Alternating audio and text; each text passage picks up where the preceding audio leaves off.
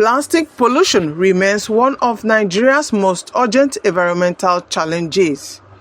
The country generates over 2.5 million tons of plastic waste every year, yet less than 10% is recycled. To mark the 2025 World Environment Day, the federal government, in collaboration with ActionAid Nigeria, has launched a nationwide initiative to tackle this growing crisis. The campaign, launched in Abuja, brings together young people and persons with disabilities, empowering them to take action against plastic pollution and promote sustainable alternatives. Speaking at the event, ActionAid Nigeria's country director, represented by the president of the Young People's Forum, said the initiative is focused on reducing single-use plastics and encouraging cycling-based innovation. She emphasized the leadership role of Nigeria's youth in driving environmental change and highlighted the nation's $10 billion circular economy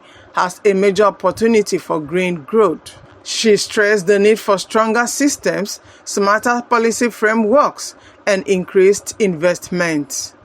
The impact of plastic waste is right in front of us. In Nigeria alone, we generate over 2.5 million tons of plastic waste each year, but less than 10% is being recycled. Across the country, young people are taking plastic waste and turning it into opportunities, building startups, they are designing solutions, creating sustainable achievements and alternatives, and there is a big economic opportunity here. Globally, the recycled plastic market is projected to hit over $107 billion by 2032. Nigeria's circular economy alone is worth over $10 billion and is still growing. The African Development Bank says that if we transition fully, Africa could unlock $350 billion in new economic opportunities by 2030. But we need the right systems to make this real. We are calling on other states, we are calling on the National Assembly to follow lead. Let's reward innovation, let's fund community-led efforts, let's create policies that empower young recyclers and scale up sustainable solutions. Plastic may be a part of the problem, but with the right approach, it is also part of the solution. We will rethink, reuse, and recycle, and we can turn pollution into possibility. To do this, we must cut down drastically on single-use plastic. We must invest in recycling infrastructure and support the brilliant young people across all borders already building solutions from the grassroots. Also speaking at the event, a representative of the Minister of Women Affairs urged women across Nigeria to step forward as leaders in climate action. She called on women to embrace eco-friendly habits, educate their communities, and influence policy for a cleaner and healthier future. It is important for us to know that beating plastic solution is not someone else's job. It is our collective responsibility. And I call on women across all spaces, from boardrooms to markets, from mosques to churches, from classrooms to traditional councils, to rise and lead this campaign. Say no to single-use plastics. Promote eco-friendly alternatives. Educate your communities. Influence change where you live and lead. Let us be the women that turn the tide.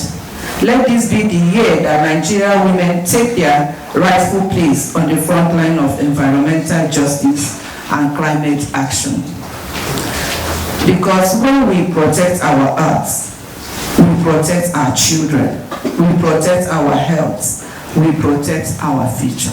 Plastics have been here for some time, and so what can we do to make a difference? How can we recycle, probably through art, probably through using these plastics and creating wealth from waste products? And it's important that we support these young people as on this path. So how we create markets for them, how we patronize the products which they make, which is important. And just to make emphasis on the power in people. So as Nigerians, in terms of plastic pollution, can we combat it from an angle of probably even refusing and making demands from bottling companies to look at alternative packaging methods that are environmentally friendly? So rather than plastics, can we have packaging products, maybe paper bags and all of that? So probably as you go to your shop nearby, you can maybe refuse to collect those single-use plastics and opt for something that is more environmentally friendly. This is the time for us to show the world that, of course, we can do it regardless of our disability, and we were able to recycle cans and bottles and bottle cans and create a lot of varieties of projects, and I'm just so proud that I am part of the Persons with Disabilities Achievement. We must protect the earth, because all the flooding we're having, people being displaced, they're all issues of plastic pollutions.